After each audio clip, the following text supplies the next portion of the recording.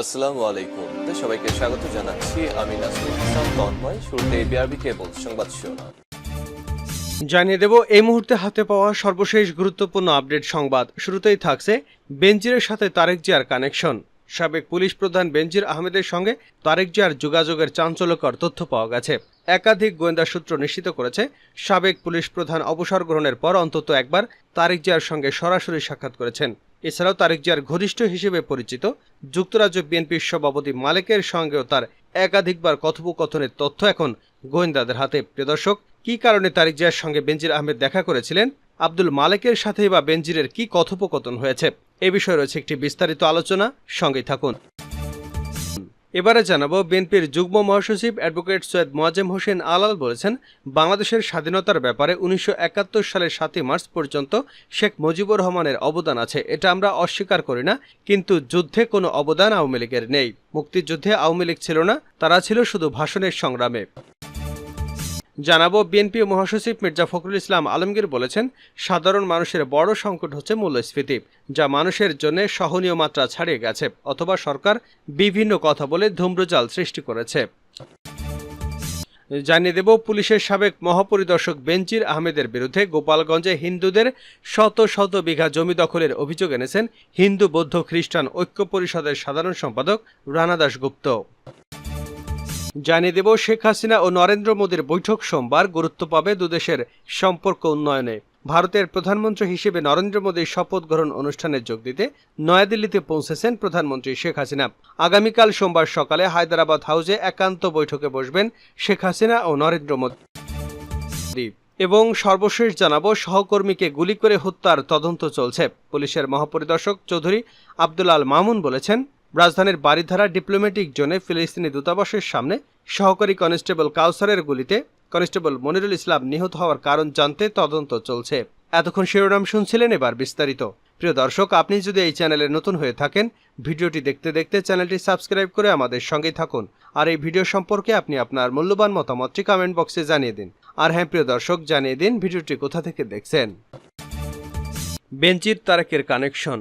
সাবেক পুলিশ প্রধান বেনজির আহমেদের সঙ্গে তারেক জিয়ার যোগাযোগের চাঞ্চল্যকর তথ্য পাওয়া গেছে। একাধিক গোয়েন্দা সূত্র নিশ্চিত করেছে, সাবেক পুলিশ প্রধান অবসর গ্রহণের পর অন্তত একবার তারেক জিয়ার সঙ্গে সরাসরি সাক্ষাৎ করেছেন। এছাড়াও তারেক জিয়ার ঘনিষ্ঠ হিসেবে পরিচিত যুক্তরাজ্য বিএনপির সভাপতি আব্দুল মালেকের সঙ্গে তার একাধিকবার কথোপকথনের তথ্য এখন গোয়েন্দাদের হাতে। বিএনপি যদি ক্ষমতায় আসে, তাহলে যেন বেনজিরের বিপুল পরিমাণ অবৈধ সম্পদের উপর বিরূপ আচরণ না করে এবং বেনজির আহমেদকে যেন কোনো রকম হেনস্থা না করে, সে কারণেই তারেক জিয়াকে বেনজির আহমেদ বিপুল পরিমাণ অর্থ দিয়েছিলেন বলেও দায়িত্বশীল একাধিক সূত্র ধারণা করছে। তবে গোয়েন্দা সূত্রগুলো বলছে, এ ব্যাপারে আরও বিস্তারিত অনুসন্ধান করতে হবে, সেই অনুসন্ধানের কাজ চলছে। উল্লেখ্য যে বেনজির আহমেদ 30 সেপ্টেম্বর 2022 সালে পুলিশ প্রধানের পদ থেকে অবসর গ্রহণ করেন। এরপর তিনি অবসর জীবনযাপন করছিলেন। 2023 সালের 18 এপ্রিল বেনজির আহমেদ যুক্তরাজ্য সফর করেন। তার কন্যা সেখানে বিশ্ববিদ্যালয়ে ভর্তি হবে, এ কারণে তিনি তার স্ত্রী এবং আরেক কন্যা সহ যুক্তরাজ্যে যান। যুক্তরাজ্যে তিনি 1 মাস অবস্থান করেছিলেন এবং এই 1 মাস অবস্থানকালে অন্তত একবার তারেক জিয়ার সঙ্গে তার সাক্ষাৎ হয়েছে। একাধিক গোয়েন্দা সূত্রগুলো বলছে, লন্ডনের স্ট্রেটফোর্ড এলাকায় বেনজির আহমেদ এবং তারেক জিয়ার সাক্ষাৎ হয়েছে বলে প্রাথমিক তথ্যে জানা গেছে। এই স্ট্রেটফোর্ড এলাকায় হার্ট হাউস বলে একটি আবাসিক হোটেল রয়েছে, যে হোটেলটি ওয়েস্টফিল্ড শপিং মলের খুব কাছাকাছি। এখানেই কোনো একটি জায়গায় তাদের বৈঠকের কিছু চাঞ্চল্যকর তথ্য একাধিক সরকারি গুরুত্বপূর্ণ ব্যক্তির হাতে এসেছে। এবছর জানুয়ারি মাসে নির্বাচনের পরপরই এই তথ্যগুলো পেতে শুরু করে বিভিন্ন সংস্থা। সংশ্লিষ্ট সূত্রগুলো আরও বলছে, বেনজির আহমেদের এই সাক্ষাৎ ছাড়াও টেলিফোনে একাধিকবার যুক্তরাজ্য বিএনপির সভাপতি আব্দুল মালেকের সঙ্গে যোগাযোগ করেছেন। আব্দুল মালেক তারেক জিয়ার অত্যন্ত ঘনিষ্ঠ ব্যক্তি। বাংলাদেশ থেকে যে সমস্ত অর্থ পাচার হয়ে তারেক জিয়ার কাছে যায়, সেই সমস্ত অর্থ তারেক জিয়ার কাছে পৌঁছে দেওয়ার মূল দায়িত্বটি পালন করে থাকেন এই আব্দুল মালেক। আব্দুল মালেকের সঙ্গে বেনজিরের অন্তত 17টি কল রেকর্ডের তথ্য প্রাথমিকভাবে পাওয়া গেছে। তবে এ সমস্ত আলাপ আলোচনায় কি হয়েছে নিয়ে এখন পর্যন্ত কোনো বিস্তারিত বিবরণ পাওয়া যায়নি। বিভিন্ন দায়িত্বশীল সূত্রগুলো বলছে, 2022 সালের ডিসেম্বর থেকে বিএনপি বড় ধরনের আন্দোলন শুরু করে এবং সেই সময় বিএনপির আন্দোলনে একটি জ্বরের ভাব লক্ষ্য করা গিয়েছিল। এই সময় অনেকেই বিএনপির সঙ্গে গোপনে যোগাযোগ শুরু করেছিলেন। বিশেষ করে যে সমস্ত ব্যবসায়ী অবৈধভাবে বিপুল পরিমাণ বিত্তের মালিক হয়েছেন, যারা বিদেশে অর্থ পাচার করেছেন, তারা তারেক জিয়ার সঙ্গে ঘনিষ্ঠ হতে শুরু করেন। মূলত তাদের লক্ষ্য ছিল, যদি কোনো কারণে সরকার বিপদে পড়ে এবং দেশে একটি অন্যরকম পরিস্থিতি তৈরি হয়, তাহলে তারেক জিয়া যেন তাদেরকে রক্ষা করেন। 2023 সালের মাঝামাঝি সময় থেকে 28শে অক্টোবর পর্যন্ত বাংলাদেশের রাজনীতিতে বিএনপি একটি প্রভাবশালী অবস্থানে এসেছিল। এই সময় বেনজির আহমেদের মতো অনেকেই দুর্নীতিবাজ লন্ডনে যোগাযোগ শুরু করেছিলেন এবং তারেক জিয়াকে বিপুল পরিমাণ অর্থ দিয়েছিলেন।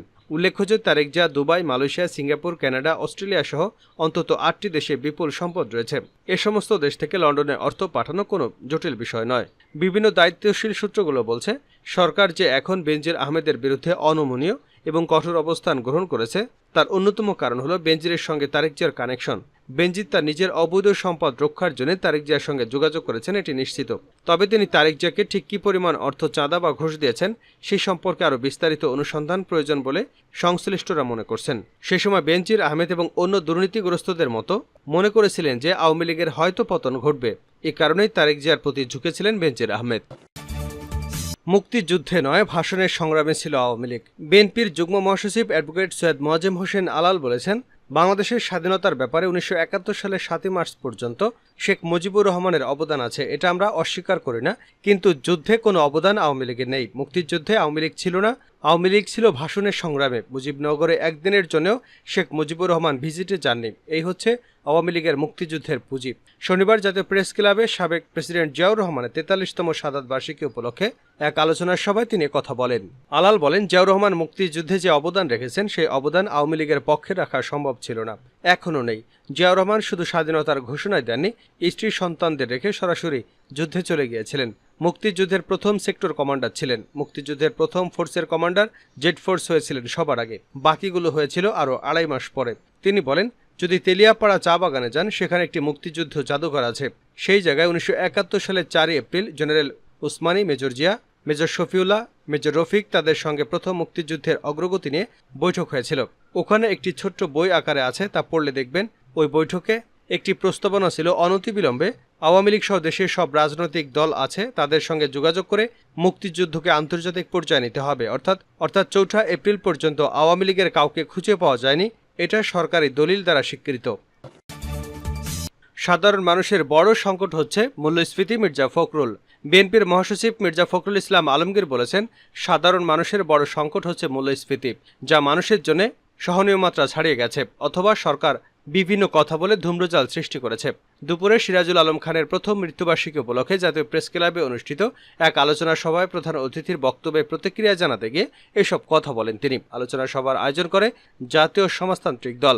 বিএনপির মহাসচিব বলেন, যেখানে সবচেয়ে বড় সংকট হচ্ছে সাধারণ মানুষের জন্য মূল্যস্ফীতি, দ্রব্যমূল্য এত বেশি বেড়ে গেছে যে এটা সাধারণ মানুষের কাছে সহনীয় হচ্ছে না। আজ এসব কথা বলে ধূম্রজাল সৃষ্টি করা হচ্ছে। মানুষকে কতদিন প্রতারিত করে রাখা হবে? উল্লেখ্য যে আসন্ন 2024-25 অর্থ বছরের বাজেটে বিনা প্রশ্নে অপ্রদর্শিত আয় বৈধ করার সুযোগ দেওয়াকে বড়শিতে আধার গেঁথে মাছ শিকারের সঙ্গে তুলনা করেছেন প্রধানমন্ত্রী শেখ হাসিনা। প্রধানমন্ত্রীর এই বক্তব্যকে ধূম্রজাল সৃষ্টির কৌশল হিসেবে মন্তব্য করেছেন বিএনপির মহাসচিব। তিনি বলেন, এটা হাস্যকর কথা। আমরা তো দেখলাম আপনারা ওই মাছের টোপ দিয়ে যাদেরকে ধরবেন তারা আপনাদেরই লোক, নিজেরাই তো এর দুর্নীতির সঙ্গে জড়িত। বাজেট দেখলেই বুঝতে পারবেন যে রাঘব বোয়ালদের খাবারের আরেক ব্যবস্থা করা হয়েছে। প্রতি বছর একই ঘটনা ঘটছে। যারা অর্থনৈতিক বিশ্লেষক তারা বলছেন এটা শুধুমাত্র ক্ষতি ছাড়া আর ভালো কিছু করবে না। বেনজির সংখ্যালঘুদের শত শত বিঘা জমি দখল করেছে। পুলিশের সাবেক মহাপরিদর্শক বেনজির আহমেদের বিরুদ্ধে গোপালগঞ্জের হিন্দুদের শত শত বিঘা জমি দখলের অভিযোগ এনেছেন হিন্দু বৌদ্ধ খ্রিস্টান ঐক্য পরিষদের সাধারণ সম্পাদক রানা দাশগুপ্ত। এ সময় প্রধানমন্ত্রী শেখ হাসিনাকে বেনজির আহমেদের দখল করা জমি ঘুরে দেখার জন্য অনুরোধ জানিয়েছেন তিনি। রানা দাশগুপ্ত বলেছেন, কৃষির উপর নির্ভরশীল ওই এলাকায় মানুষদের জমি দখল করে ফেলায় তাদের দৈনন্দিন জীবনে বিশাল অর্থনৈতিক সংকট নেমে এসেছে। শুক্রবার সন্ধ্যায় বেনজির আহমেদ এবং তার পরিবারের সদস্যদের মালিকানাধীন গোপালগঞ্জের savannah eco resort and natural পার্কের এলাকা পরিদর্শন এবং ভুক্তভোগী সংখ্যালঘু সম্প্রদায়ের লোকজনদের সঙ্গে কথা বলার পর সাংবাদিকদের কাছে এ মন্তব্য করেন রানা দাশগুপ্ত। হিন্দু বৌদ্ধ খ্রিস্টান ঐক্য পরিষদের এই নেতা বলেন, মাননীয় প্রধানমন্ত্রী, এলাকাটি আপনারই। আপনি একবার এলাকায় আসুন, আপনি দেখে যান কিভাবে এখানকার সংখ্যালঘুদের জায়গা জমি জবরদখল করেছে বেনজির আহমেদ। আমার দাবি ও আবেদন জানাই, যাদের সম্পত্তিগুলো দখল করা হয়েছে তাদের সম্পত্তি ফেরত দেওয়া হোক। সহকর্মীকে গুলি করে হত্যার তদন্ত চলছে আইজিপি। পুলিশের মহাপরিদর্শক এবং চৌধুরী আব্দুল আল মামুন বলেছেন, রাজধানীর বারিধারা ডিপ্লোম্যাটিক জোনে ফিলিস্তিনি দূতাবাসের সামনে সহকর্মী কনস্টেবল কাউসার আলীর গুলিতে কনস্টেবল মনিরুল ইসলাম নিহত হওয়ার কারণ জানতে তদন্ত চলছে। শনিবার রাত 2:30টার দিকে ঘটনাস্থলে উপস্থিত হয়ে তিনি বলেন, রাত 11:45 দিকে ফিলিস্তিনি দূতাবাসের সামনে আমাদের 2 জন কনস্টেবল ডিউটিরত ছিলেন। এদের মধ্যে কনস্টেবল কাউসারের গুলিতে কনস্টেবল মনিরুল ইসলাম ঘটনাস্থলে নিহত হন। এ ঘটনায় জাপান দূতাবাসের পরিচালক সাজ্জাদ হোসেন গুলিবিদ্ধ হয়ে আহত হয়েছেন। তিনি এখন ইউনাইটেড হাসপাতালে চিকিৎসাধীন। সাজ্জাদের শরীরে 3 রাউন্ড গুলি লাগে। আক্রমণকারী কনস্টেবলকে গ্রেপ্তার করে থানায় নেওয়া হয়েছে। তাকে নিরস্ত্র করা হয়েছে। তাকে জিজ্ঞাসাবাদ চলছে। আইজিপি বলেন, মনিরুলের মরদেহ তদন্তের জন্য শহীদ সরোয়ার্দী মেডিকেল কলেজ হাসপাতাল মর্গে পাঠানো হয়েছে। ঘটনাস্থল থেকে আমরা গুলির খোসা 20 রাউন্ড গুলির উদ্ধার করেছি। এছাড়া ঘটনার সুষ্ঠু তদন্ত চলছে। প্রাথমিকভাবে হত্যাকাণ্ডের কারণ জানতে চাইলে তিনি বলেন, ঘটনার কারণ জানতে আমরা কনস্টেবল কাউসারকে জিজ্ঞাসাবাদ করব। জিজ্ঞাসাবাদে পাওয়া তথ্য অনুযায়ী আমরা ব্যবস্থা নেব। জিজ্ঞাসাবাদে আমরা ঘটনার মূল রহস্য উদ্ঘাটন করার চেষ্টা করছি। আক্রমণকারীকে আমরা ইতিমধ্যে আটক করেছি। ঘটনার প্রকৃত রহস্য জানাটা খুব বেশি কঠিন হবে না। কাউসার কিভাবে আটক হয় জানতে চাইলে আইজিপি বলেন, ঘটনার পর কাউসার তার অস্ত্রটা রেখে ঘটনাস্থলের আশেপাশে ঘোরাফেরা করছিল, তখন তাকে আটক করা হয়। জাপান দূতাবাসের গাড়ি চালক কিভাবে গুলিবিদ্ধ হয়েছেন জানতে চাইলে পুলিশ প্রধান বলেন, তিনি পথচারী হিসেবে যাওয়ার সময় গুলিবিদ্ধ হয়েছেন।